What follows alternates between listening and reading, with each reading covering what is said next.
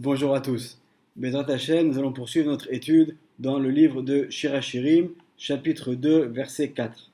Eviani elbet ayayin vediglo alay ahava. Il m'a conduite dans le cellier, l'endroit donc où sont entreposées les bouteilles de vin. Et sa bannière qu'il a étendue sur moi, c'est l'amour. Nous enseignent nos sages que le Bet Ayayin, le cellier, fait allusion au mont Sinaï sur lequel a été donnée la Torah. Et dans le Midrash sur Shirachirim, au chapitre P Bet, on nous enseigne la chose suivante. Amar Ravacha, Ravacha nous a enseigné. Am Haaret Shekore, donc lorsque un juif qui est totalement ignorant va commencer à étudier la Torah, on va voir qu'il peut être amené parfois, malheureusement, à faire des erreurs. Les Ahava, Eva. Au lieu de dire le mot Ahava, qui signifie l'amour, il va dire Eva, quelque chose qui signifie un conflit. Ou un autre exemple, Kegon, Vea Afta, au lieu de dire tu as aimé, il va dire Vea Yafta, tu as haï, tu as été l'ennemi de quelqu'un. Donc on pourrait penser qu'une personne qui déforme tellement les paroles de la Torah, alors forcément son étude n'est pas agréée devant Hachem. Et là pourtant, nos sages nous donnent un enseignement extraordinaire. Il poursuit Ravacha en disant, à ce moment-là, Amar Akadosh Baruchu Vedilugo Alay Ahava. À ce moment-là, Hachem va dire Vedilugo, le fait qu'il va inverser les lettres, Alay Ahava, c'est de l'amour pour moi. C'est-à-dire que finalement, d'abord nos sages font par rapport à notre verset un jeu de mots. Au lieu de dire Vediglo, sa bannière, ils vont dire Vedilugo, ils vont inverser les deux lettres pour trouver un autre mot. Et pour tout cela, pour tirer un enseignement et nous dire que lorsque une personne va étudier la Torah, même si parfois elle peut malheureusement se tromper, malgré tout, Hachem ne va pas juger l'étude elle-même, mais plutôt la volonté qu'avait cette personne, la simplicité qu'elle avait dans son étude, et ça va être malgré tout pour Hachem une très grande satisfaction, quelque chose qui va être très positif. À ce sujet, le Ben Ishraï va nous rapporter une histoire. Il s'agit donc de l'histoire de quelqu'un, d'un homme qui était en fait un juif vraiment très simple, qui ne savait même pas ni lire ni écrire. Et voilà qu'un jour, lorsqu'il se rend à la synagogue, tôt le matin, il entend donc la prière du matin, et au cours de laquelle on cite dans les korbanot qui sont tout au début de la prière, on cite les différentes mishnayot du traité de Zevachim dans le 5e chapitre. Et à un moment, donc au moment où il rentre, il entend que le Chazan, le ministre officiant, dit Elu va Elu nisrafin bevet adeshen. Donc ça fait allusion au fait que certaines offrandes étaient brûlées.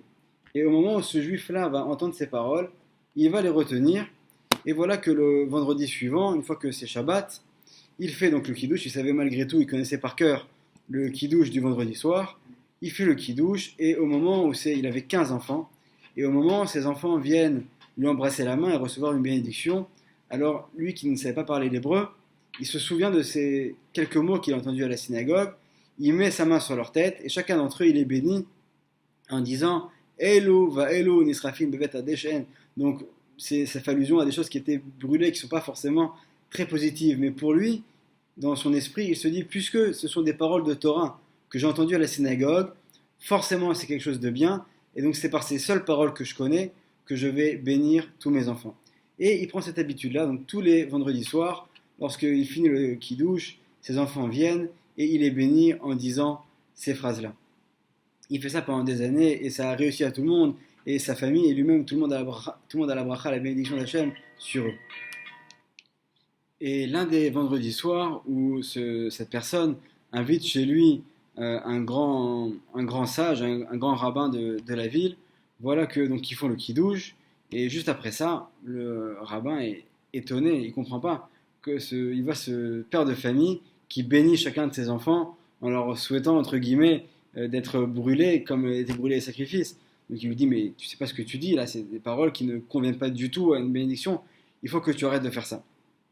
Et voilà que cette même nuit, ce rave-là fait un rêve, et justement, Hachem va lui dire en rêve que ces paroles, ces bénédictions de cet homme simple étaient agréées devant lui, qu'elles étaient reçues devant lui, et qu'il n'y avait donc aucune raison que lui vienne les changer, puisqu'elles venaient tout simplement de quelqu'un qui était sincère, qui avait de très bonnes intentions, Et c'est pour cela que bien que ce texte qui disait n'était pas adapté à la bénédiction, malgré tout, cela se transformait en bénédiction.